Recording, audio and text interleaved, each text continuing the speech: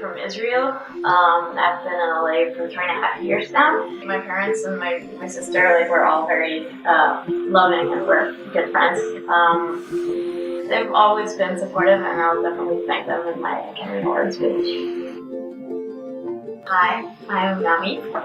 I do film scores and TV scores.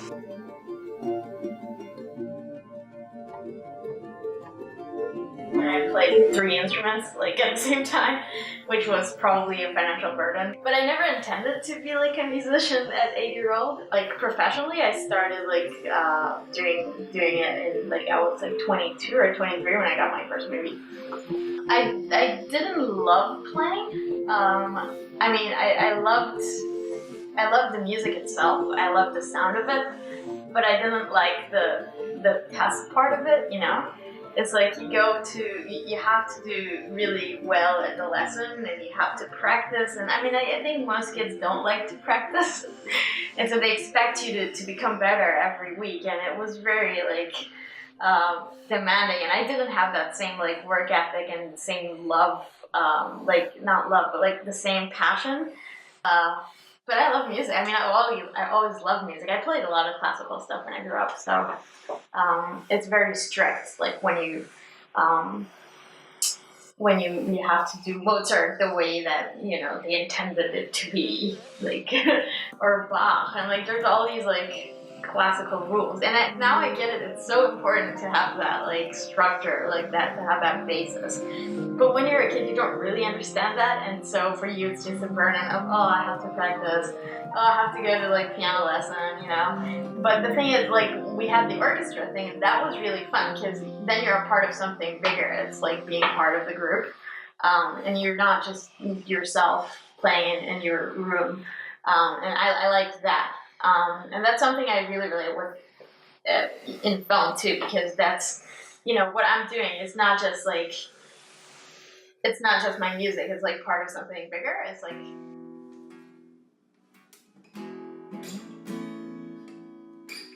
so it was like one of my first days in the military, and when you're enlisted, you don't know anybody.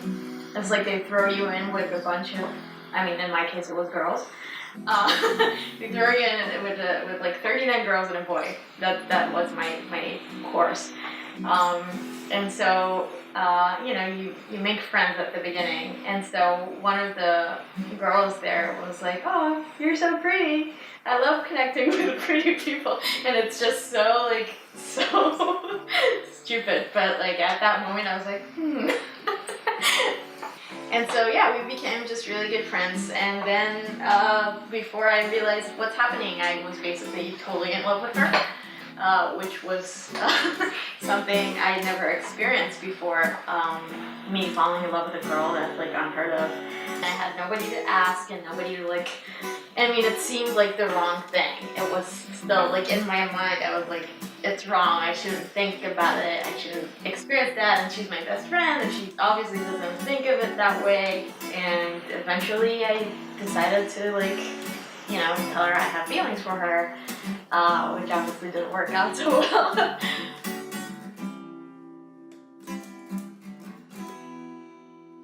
I think when you grow up in a place where basically, Israel has to kind of survive, surrounded by like a lot of countries that don't really like it. And so it's like a constant survival mode, and you grow up very fast. And it's just like a lot of drama to face on a daily basis. Like when I grew up, buses were exploding. Like, this is like so wrong, and people were dying. But that was my reality back then, And so when you grow up there, and then you serve the military, and you're just like, for 2 years, you get all these like values of community, of like supporting your friends and your the cause that you're after. I think they really like shaped my like way of work and my workflow and like organization. In terms of workflow, in terms of like, okay, I have an assignment and I have to get it done, and I gotta get it done, and it will be done, and it's gonna be on time, and it's gonna be the best that I can. And if I will not sleep, and if I will not eat, and whatever, it has to happen because there's no other choice. And I think that growing up with that feeling of there's no other choice. There's no other way to do things, because, you know, it's either you do it or, you know, you cease to exist, basically. So,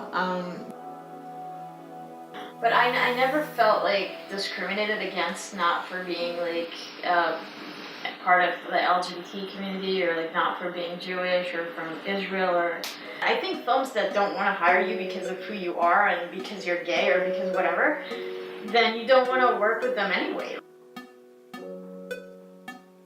I have no problem with being like competing with guys. I'm just, you know, I have so much confidence, I guess, that I don't really give a damn about like guys or not guys. Like, my job is to be the best that I can and to be the best for the movie. And so regardless of, I'm not intimidated by the guys, like, to be honest, or the girls or anybody. Like, my competition is against myself, and I have to, you know, I have to do the best job. Most people who hire me are male directors, not females. So, you know, it's like, it's about being the best. It's not about being the best woman. So, I guess I am good at what I do, better than others, because otherwise I would be like not busy, and I would sleep much more and have fun and have a relationship and not be married to music.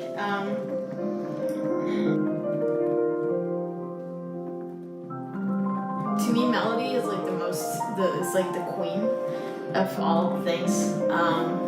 It's sacred, and I think melody is coming back. Like, if you think about like your favorite film scores, it's usually stuff that you can sing, or you can, like, you know, hum and be like, oh, that's from Forrest Gump, or that's from Star Wars, that's from Harry Potter. This is like, so normally it would be melodic.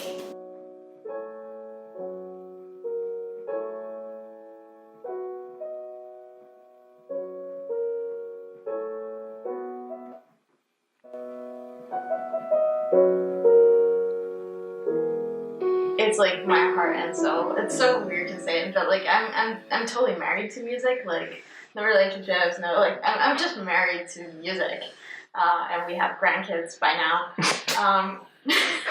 No, I'm serious. It's like, I just love it. Like, it's really hard to explain, but it's basically like you're in love.